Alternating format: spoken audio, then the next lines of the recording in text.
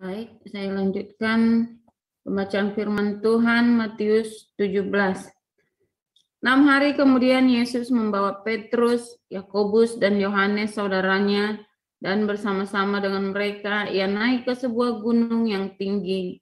Di situ mereka sendiri saja.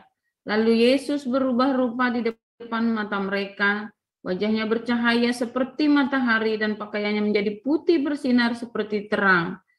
Maka nampak kepada mereka Musa dan Elia sedang berbicara dengan dia. Kata Petrus kepada Yesus, Tuhan, betapa bahagianya kami berada di tempat ini. Jika Engkau mau, biarlah kudirikan di sini 3 kemah, 1 untuk Engkau, 1 untuk Musa, dan 1 untuk Elia. Dan tiba-tiba sedang ia berkata-kata, turunlah awan yang terang menaungi mereka, dan dari dalam awan itu terdengar suara yang berkata, inilah anak yang kukasihi, kepadanyalah aku berkenan, dengarkanlah dia. Mendengar itu tersungkurlah murid-muridnya dan mereka sangat ketakutan. Lalu Yesus datang kepada mereka dan menyentuh mereka sambil berkata, berdirilah, jangan takut. Dan ketika mereka mengangkat kepala, mereka tidak melihat seorang pun kecuali Yesus sendiri. Pada waktu mereka turun dari gunung itu, Yesus berpesan kepada mereka, jangan kamu ceritakan penglihatan itu kepada seorang pun sebelum Anak Manusia dibangkitkan dari antara orang mati. Lalu murid-muridnya bertanya kepadanya, kalau demikian mengapa ahli-ahli Taurat berkata bahwa Elia harus datang dahulu? Jawab Yesus, memang Elia akan datang dan memulihkan segala sesuatu. Dan aku berkata kepadamu, Elia sudah datang, tetapi orang tidak mengenal dia dan perlakukannya menurut kehendaknya. Demikian juga Anak Manusia akan menderita oleh mereka. Pada waktu itu mengertilah murid-murid Yesus bahwa ia berbicara tentang Yohanes Pembaptis. Ketika Yesus dan murid-muridnya kembali kepada orang banyak itu, datanglah seorang mendapatkan Yesus dan menyembah. Katanya, Tuhan, kasihanilah anakku. Ia sakit ayan dan sangat menderita. Ia sering jatuh ke dalam api dan juga sering ke dalam air. Aku sudah membawanya kepada murid-muridmu, tetapi mereka tidak dapat menyembuhkannya. Maka kata Yesus, hai kamu angkatan yang tidak percaya dan yang sesat. Berapa lama lagi aku harus tinggal di antara kamu? Berapa lama lagi aku harus sabar terhadap kamu? Bawalah anak itu kemari. Dengan keras Yesus menegur dia, lalu keluarlah setan itu daripadanya dan anak itu pun sembuh seketika itu juga. Kemudian murid-murid Yesus datang dan ketika mereka sendiri dengan dia, bertanyalah mereka, mengapa kami tidak dapat mengusir setan itu? Ia berkata kepada mereka, karena kamu kurang percaya. Sebab aku berkata kepadamu, sesungguhnya sekiranya kamu mempunyai iman sebesar biji sesawi saja, kamu dapat berkata kepada gunung ini, pindah dari tempat ini ke sana, maka gunung ini akan pindah, dan takkan ada yang mustahil bagimu. Jenis ini tidak dapat diusir kecuali dengan berdoa dan berpuasa. Pada waktu Yesus dan murid-muridnya bersama-sama di Galilea, ia berkata kepada mereka, Anak Manusia akan diserahkan ke dalam tangan manusia, dan mereka akan membunuh dia, dan pada hari ketiga ia akan dibangkitkan. Maka hati murid-muridnya itu pun sedih sekali. Ketika Yesus dan murid-muridnya tiba di Kapernaum, datanglah pemungut bea bait Allah kepada Petrus dan berkata, apakah gurumu tidak membayar bea 2 dirham itu? Jawabnya, memang membayar. Dan ketika Petrus masuk rumah, Yesus mendahulunya dengan pertanyaan, apakah pendapatmu Simon? Dari siapakah raja-raja dunia ini memungut bea dan pajak? Dari rakyatnya atau dari orang asing? Jawab Petrus, dari orang asing. Maka kata Yesus kepadanya, jadi bebaslah rakyatnya. Tetapi supaya jangan kita menjadi batu sandungan bagi mereka, pergilah memancing ke danau, dan ikan pertama yang kau pancing, tangkaplah dan bukalah mulutnya, maka engkau akan menemukan mata uang 4 dirham di dalamnya. Ambillah itu dan bayarkanlah kepada mereka, bagiku dan bagimu juga. Demikian firman Tuhan. Haleluya, firman Tuhan selalu baru ya setiap hari bagi orang-orang yang sungguh-sungguh mencintai, mengasihi Tuhan Yesus ya.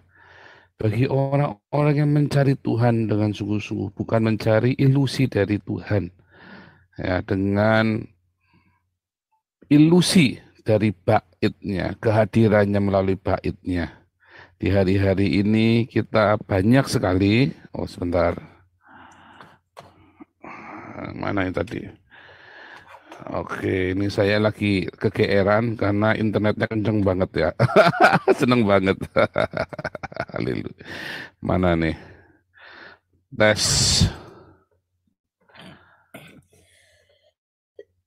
Nah, ini dia. Nah, ini tadi ya. Semua yang kita perlu sebetulnya ada pada kita. Sudah ada pada kita. Ini ilustrasi benar-benar kejadian nyata ya. 2 minggu yang lalu saya itu sudah pesan pasang internet ya.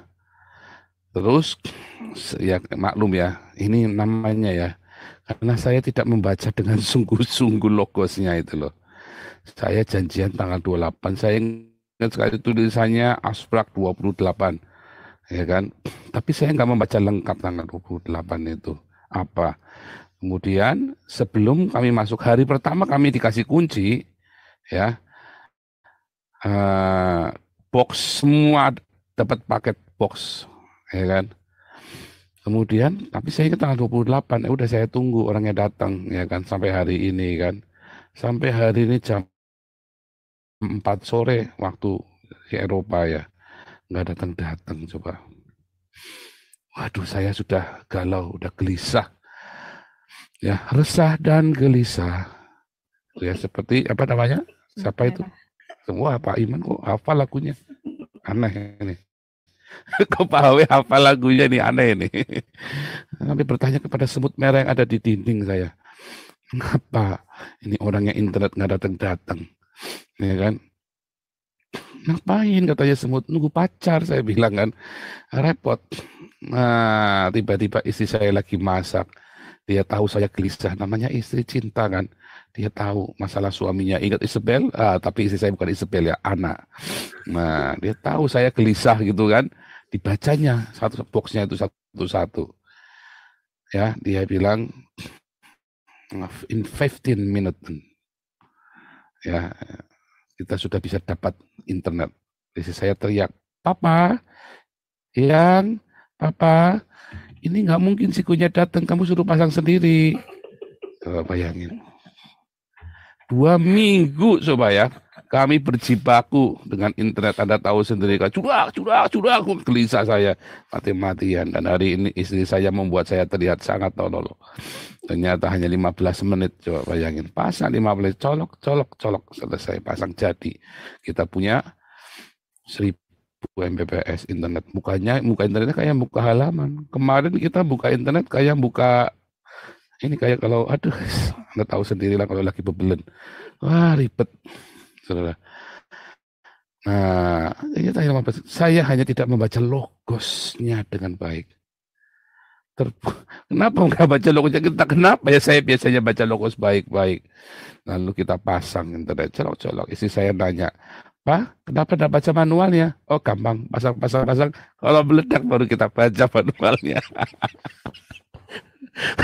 Kita orang dari Indonesia. Biasanya kalau melihat barang udah kita pasang. Kalau meledak baru kita baca bukunya. Kenapa nggak baca bukunya dalam bahasa Belanda? Aduh, Tuhan tolong kita, Tuhan tolong kita benar ya. Hari ini saya dapat pelajaran lagi, baca logos dengan baik-baik. Nggak nyala-nyala nih, kenapa nih nggak nyala-nyala? Colok sana, colok sini, nggak taunya 15 menit nyala sini. Udah dibilangin dalam 15 menit tunggu. Begitu dicolok, nunggu 15 menit. Itu dia ya. Kita ini bertemu dengan ilusi-ilusi dari agama karena Anda nggak baca logosnya dengan baik. Orang-orang datang ke rumah Tuhan di dalam perjanjian baru. Di era perjanjian baru, kita ini era perjanjian baru. Kita datang kepada rumah Tuhan, kita membayar bea bait suci. Anda membayar kolekte, membayar apa ya kan? Oh, ini untuk kemuliaan nama Tuhan.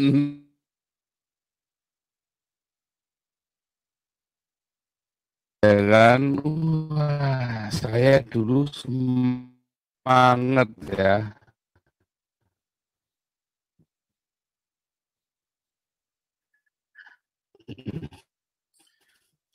Putus ya? Suaranya hilang. Nah, Suaranya Putus, Bang. Ya, suaranya hilang ya. kayaknya ada salah colok kabel nih.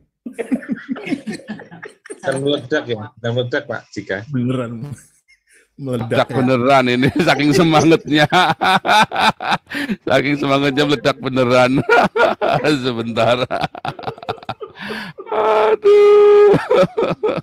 Ada aja. Komentar netizen ini.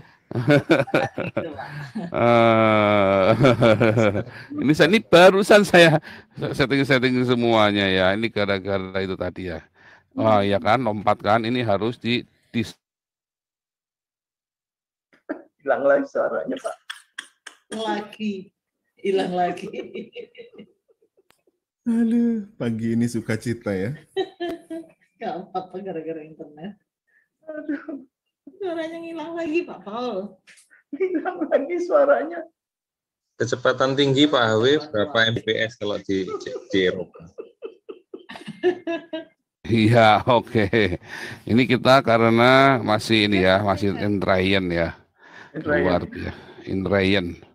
Tuhan Yesus baik ya, kita coba. Kenceng banget tapi internetnya ya.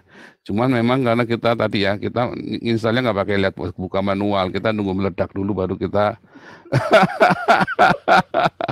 Tapi itu tadi ya, karena kita kebiasaan ya, sama firman Tuhan kita nggak baca baik-baik. Ya, suka-suka kita pasang, enggak tanggal 28 teknisinya datang. Saya ini kayaknya disuruh baca, coba. Sudah saya nggak baca, pokoknya saya pasang-pasang. Iya, apa salahnya saya pasang aja, saya pasang-pasang saja. Tek. Masih masa nggak lihat manualnya.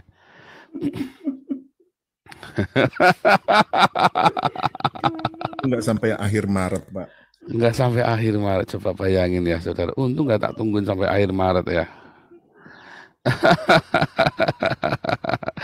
Ya, tapi ya saudara, baca Logos itu dengan baik ya. Makanya ikut kelas evangelis. Percaya saya baca manualnya di kelas evangelis.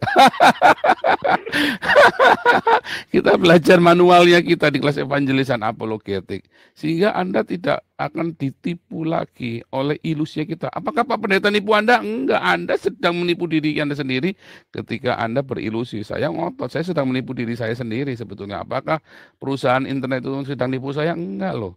Saya yang tidak baca baik-baik dari awal, ya kan? Untung saya punya istri yang bijak melebihi permata. Haleluya. Nah itulah pentingnya pendamping, saling mengingatkan. Goblok tolol, ini udah tahu ini. Untung sih saya nggak begitu ya. Yang dicoba dulu sih yang. Oh iya, sehingga saya nggak merasa tolol kan. Coba kalau saya goblok nih, punya laki, goblok ini. Waduh, saya mutu bisa gak tak pasang, tak banting semua. Udahlah putung. Udah salah putung lagi. Perlu hati yang bijak ya. Bahkan orang salah pun jangan dihajar begitu. Malunya itu di sini itu loh. Nah itu ya, kita udah tahu Logos. Anda kalau ngerti prinsip-prinsip yang benar. Orang Yahudi itu selalu bilang peshat yang tertulis. Ya. Ketika Yesus dimintai pajak bait Allah, Yesus ngomong sama Petrus, harusnya kita nggak dimintain nih. Kita ini orang Yahudi kenapa dimintain? Ya kan? Harusnya bea bait Allah itu bukan buat kita. Kita membayar perpuluhan, selasi, ya kan? Tapi Bea Bait Allah bukan buat kita, karena Bea Bait Allah itu baru dimulai zamannya Raja Yosia tadi. Karena bait sucinya terbengkalai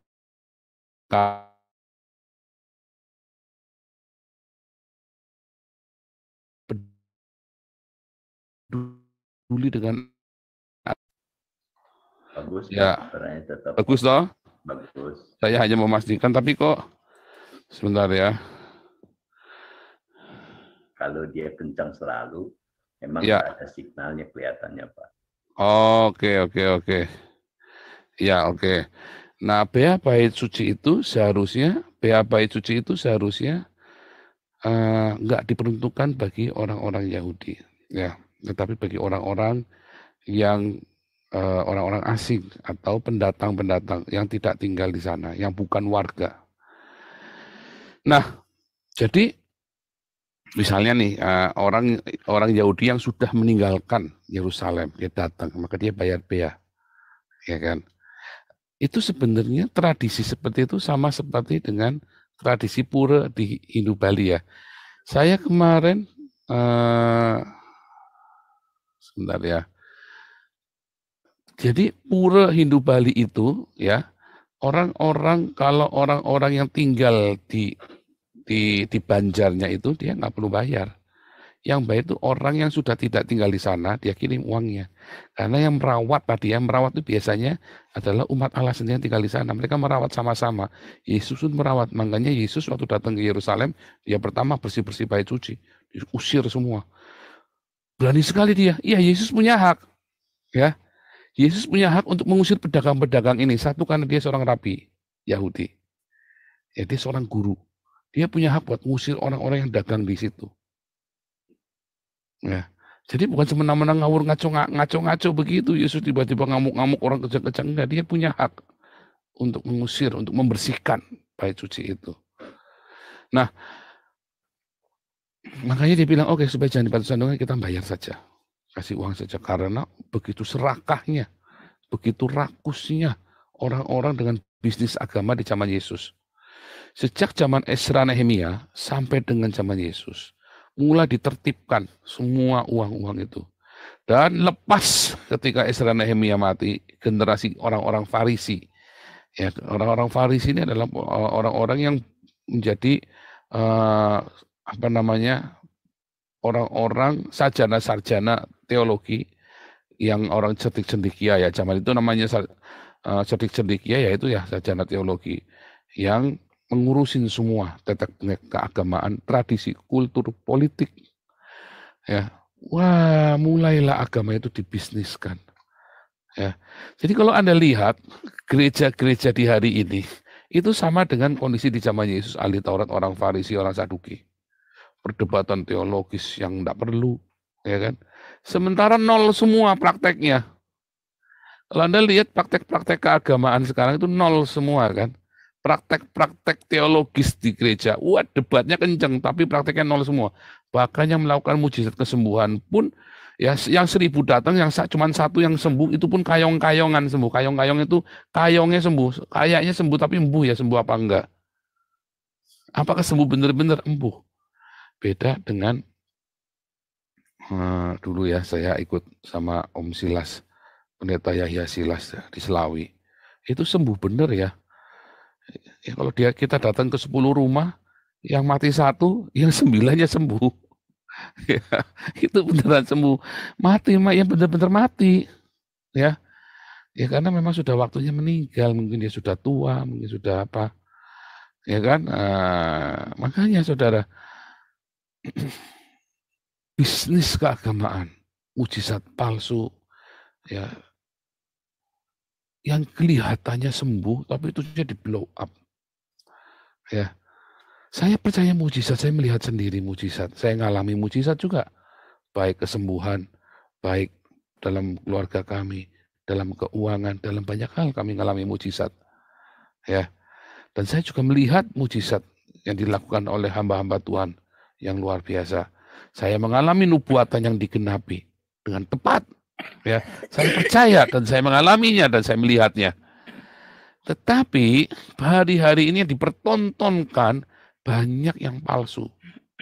Karena Anda tidak baca pesyat dengan teliti kayak saya tadi. Pesyatnya, logosnya, Anda nggak jeli. Anda tidak menguji segala sesuatu. Akhirnya duitnya bait suci itu tadi kan akhirnya diakalin sama si rajanya kan. Ya kan, sama imamnya diakali, sama rajanya diakali. Wah, masuk dari lubang singa, masuk lubang buaya. Ya kan? Para imam dikasih duit buat memperbaiki, nggak dibenerin.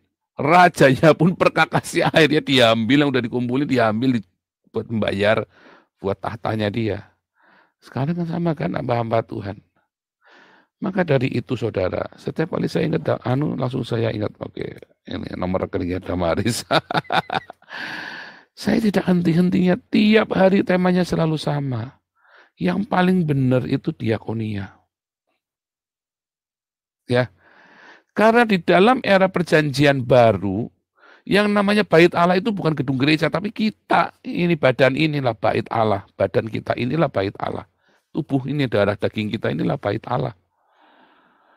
Ya, harus kita kasih makan, harus dirawat. Bea bait Allah itulah diakonia. Kita membangun tubuh Kristus. Makanya ya, Embun Pagi ini kita mau jadi yayasan. Supaya semua orang yang terlibat di dalam Embun Pagi, orang-orang yang aktif di Embun Pagi, tidak ada yang kekurangan makan. Dan tidak ada yang sampai SMP putus sekolah gara-gara belum nebus ijazahnya. Atau nggak bayar sekolah. Atau nggak punya barang, nggak punya peralatan buat sekolah, nggak punya sepatu buat sekolah. Semua kita akan menggenapi. Sebab yang namanya bait suci di dalam era perjanjian baru. Orang-orang semua membangun, ya. Dan semua bea bait suci, semua perpuluhan, persembahan, itu akhirnya diperuntukkan untuk umat lagi. Ya, kalau Anda membaca dalam Ulangan 15 ayat 4 dan Kisah Rasul 4 ayat 34, maka tidak ada orang yang miskin di tengah-tengah mereka. Dan digenapi oleh para rasul, maka tidak ada yang kekurangan di antara mereka. Itulah panggilan gereja. Buka mah. Kisah Rasul 4, Ulangan 15 ayat 4 dulu, lalu Kisah Rasul 4 ayat 34. Ya, maka tidak ada orang miskin di tengah-tengah kalian, katanya Tuhan. Apakah Tuhan memberikan mujizat hujan uang? Oh enggak. Kita sesamanya kita yang kita memberikan untuk bait suci. Kitalah bait suci. Masalahnya pendeta tidak mengajarkan Anda bahwa kitalah bait suci. Oh, ngajarin Pak. Iya, tapi klise. Yang dibangun adalah gedung gereja. Ulangan 15 ayat 4 sama. Ulangan 15 ayat 4, Kisah Rasul 4 ayat 34. Kitalah gereja, tubuh kita. Pendeta ngajari, ya, tetapi mereka tidak mempraktekannya. Artinya klise doang. Tetap yang ditekankan adalah, ayo kolekta yang banyak ke gedung gereja. Mau gereja apapun. Ya, kalau gereja Katolik udah nggak butuh bangun lagi ya, karena sudah banyak di mana-mana. Ya, lihat Ulangan 15. Ulangan perjanjian lama, maka tidak akan ada orang miskin di antara kamu, sebab sungguh Tuhan akan memberkati engkau. Apakah hujan uang? Enggak loh. Kalau Anda membaca ayat sebelumnya, sudah suruh kita yang melakukannya loh. Suruh kita yang membagi loh. Ya, kita baca Kisah Rasul 4 ayat 34. Tuhan bilang, maka tidak ada orang miskin di antara kamu. Ya. Tetapi pada kenyataannya, bukan Tuhan ngasih hujan uang loh. Bukan tiba-tiba Anda nemu berlian loh.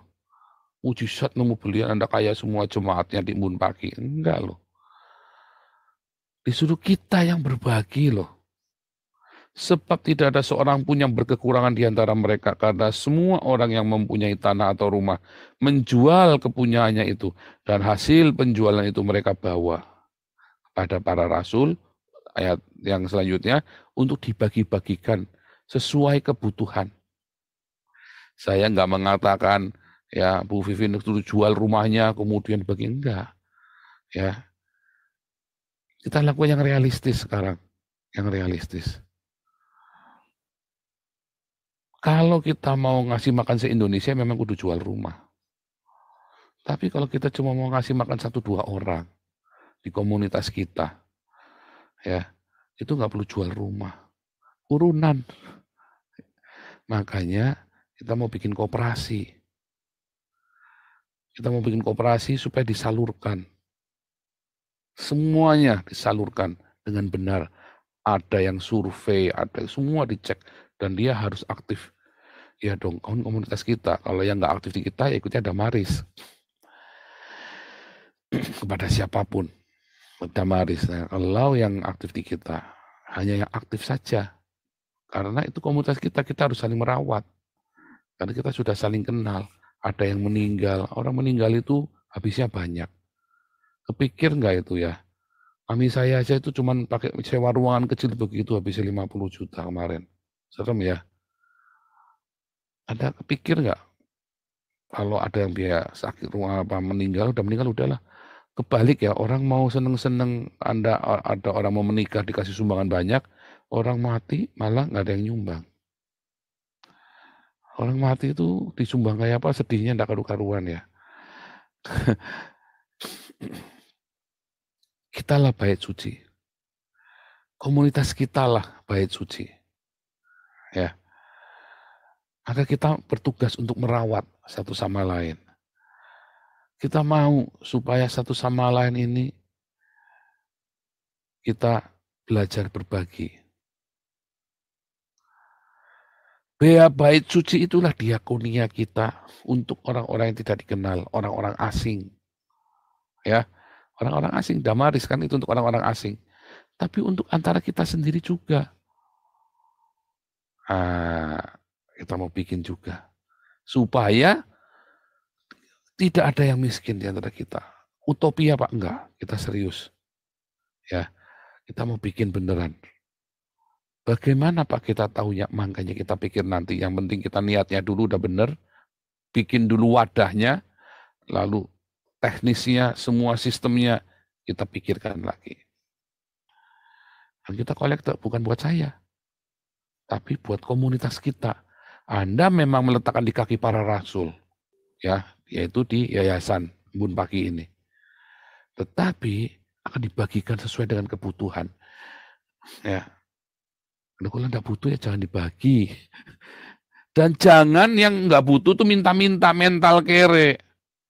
Jangan, kalau Anda bisa terlebih indah, terlebih berbahagia kita memberi daripada diberi. Ya kan? Orang yang memberi itu kan diberkati. Tapi kalau saatnya memang Anda butuh, ya diberi nggak apa-apa. Luar biasa ya, kita mau ajari jemaat untuk membayar bea bait suci yang benar. Diletakkan di antara rasul. Ya. Nah, wah utopia ya Pak? Enggak, saya bilang enggak utopia. Enggak ngarang.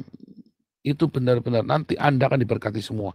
Nanti semua orang yang terlibat, ya yang di live chat, di live Zoom, semua yang terlibat di dalam Embun Pagi ini, semua akan diberkati jasmani dan rohani. Enggak cuma omdo. Akan diberkati. Coba bayangkan kalau semua komunitas melakukan seperti kita lakukan. Kuat enggak komunitasnya? Kuat. Ya. Haleluya. Nah, firman Tuhan yang singkat pada pagi hari ini ya, mengajarkan kepada kita. Ya, untuk kembali ke pesyat logos yang tertulis tentang bea bait suci, peruntukan bea bait suci. Dan siapakah bait suci itu? Dan Anda dan saya akan diberkati. Nanti kita semua akan diberkati jasmani dan rohani. Wah, keenakan dia Pak. Oh, bukan masalah keenakan. Ya, ada dignity. Setiap kita punya dignity. Kalau kita bisa memberi, itu kita lebih bahagia dan lebih terhormat. Ya. Tapi kalau kita memang harus diberi, ya diberi. Tetapi ada orang yang mentalnya dasarnya mental kere. Dia sudah punya dari sana sini, dia minta semua untuk diminta sana sini. Ada dasarnya mental kere. Ya, Saya ketemu sama orang model begini ya, anak ini dikasih sepeda. Ya, satu dikasih sepeda, dikasih sepeda. Dia punya sepeda 4 ya. Gilirannya mau pindah dia bingung. Saya bilang kasihkan. Nggak mau, kasihkan. Akhirnya hilang sepedanya.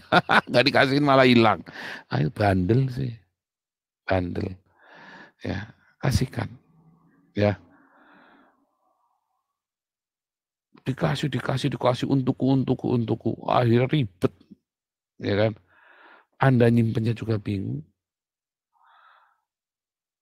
Jadi saluran berkat. Ya, harus jadi saluran berkat. Kalau kita berlebih, kita harus kasih ke orang. Nggak kasih orang, akhirnya hilang, hati kita nggak rela juga.